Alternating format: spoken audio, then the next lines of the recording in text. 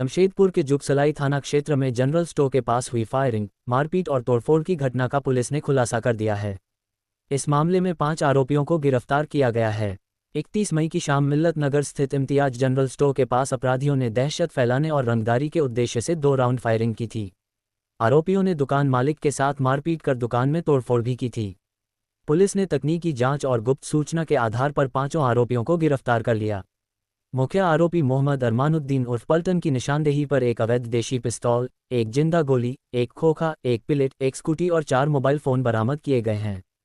Police पूरे मामले की जांच में जुटी हुई है।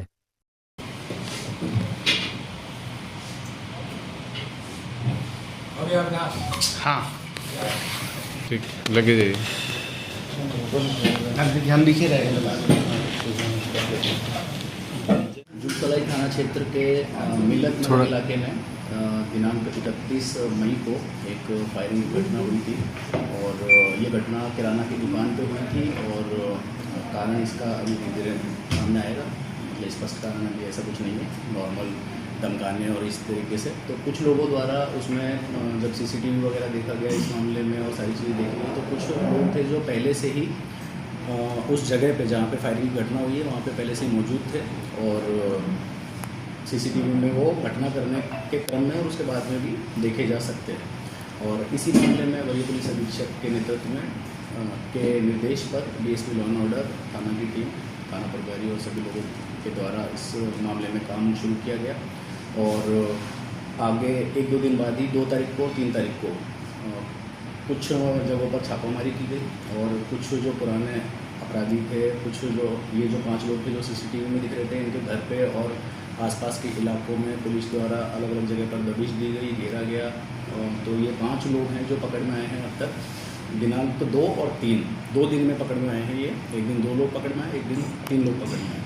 और इनका नाम अगर हम बताना चाहें तो एक अरमानुद्दीन उर्फ पल्टन है जो कि पूर्व में भी आपराधिक इतिहास वाला व्यक्ति रहा है, इस पर आर्म्स एक्ट का केस है। एक दूसरा व्यक्ति जो है वो अरमान उर्फ राजबच्चा है, ये भी आपराधिक इतिहास वाला आदमी है। एक मुर्गा राजू उर्फ जफ़र अली, ये एक व्यक्ति है। एक अमनदीप सिंह है। इसमें से एक चीज़ बताना चाहेंगे कि अमनदीप सिंह है, इस पर कोई आर्म्स एक्ट का नहीं, लेकिन एक छिनतई और इस टाइप का स्नैचिंग वगैरह वाला केस है तेलको थाना का। एक 5वां व्यक्ति है वो मोहम्मद आसिफ है, जिसका कोई भी अभी तक आपराधिक इतिहास नहीं सामने आया है, लेकिन ये इस घटना में जरूर मौजूद था। तो इन सब का अलग अलग जो भी रोल था, इन सब का रोल था। इस जो कार्रवाई हुई है इसमें एक देसी पिस्टल, एक जिंदा गोली, एक खोखा, पिलेट और एक स्कूटी। तो जो व्यक्ति जिसका हमने बताया कि जिसका आपराधिक इतिहास नहीं था, स्कूटी उसी की थी। और 4 एंड्रॉयड मोबाइल भी इनके द्वारा, इनके माध्यम से प्राप्त हुए हैं, इनके पास से प्राप्त हुए। और इसी प्रकार से इसमें मतलब काफ़ी, क्योंकि कुछ ही दिनों के अंतर में 3 दिन के अंदर अंदर में ये इस प्रकार की कार्रवाई की गई है। और बहुत एक कुछ गैंग से इनका संबंध भी सामने आने की संभावना है। बहुत सारी जो प्रचलित गैंग्स हैं उससे इनका संबंध होने का भी साक्ष्य मिलने की संभावना है, जिसकी पुष्टि अभी की जाना बाकी है। सर पिस्टल किसके पास से बरामद हुआ था जी? पिस्टल किसके पास से बरामद हुआ? देखो इसमें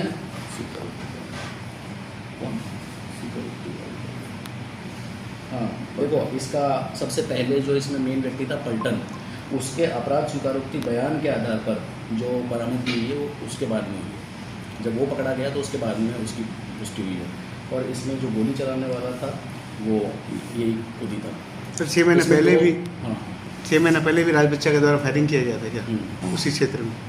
हाँ, इसमें एक चीज़ है जो कि महत्वपूर्ण है कि इसका जो कारण है उसमें जो आप बता रहे हैं इस टाइप की किसी घटना का एक का उसके पीछे वो वजह है कि कुछ लोग हैं, दूसरी गैंग है या फिर आपस के ये लोकल लड़के हैं, तो आपस में एक दूसरे को प्रभाव जमाने के लिए और इस तरीके के लिए ये करते हैं। पहले उन्होंने किसी दूसरी चीज़ के लिए एक फायरिंग की घटना ही हुई थी और उसी का ये परिणाम भी हो सकता है। ये एक पहलू है जिस पे अभी विचार किया गया है, कुछ उनके बयान वगैरह में आया है, लेकिन अभी ये बिल्कुल एकदम सही तौर पर है, तो इसको पुष्ट रूप से नहीं कहा जा सकता। किसी को खास टारगेट था फायरिंग? हाँ, वही हमने बताया कि जो पुराना जो चीज़ें थी अभी तक की चीज़ों में जो सामने आया है, तो जो दुकान वाला था जहाँ पर फायरिंग हुई, जो जनरल स्टोर वाला था, उसका कोई कारण अभी समझ में नहीं आता है सॉलिड रीज़न कोई। तो ये कह सकते हैं कि कोई पुराना वजह रही होगी, या फिर कुछ भी जैसा धमकाना, रंगदारी, इस प्रकार का डायरेक्ट इस दुकानदार से कोई लिंक नहीं बन रहा है। तो कारण कुछ ऐसा हो सकता है कि पुराना आपस में रंजिश है।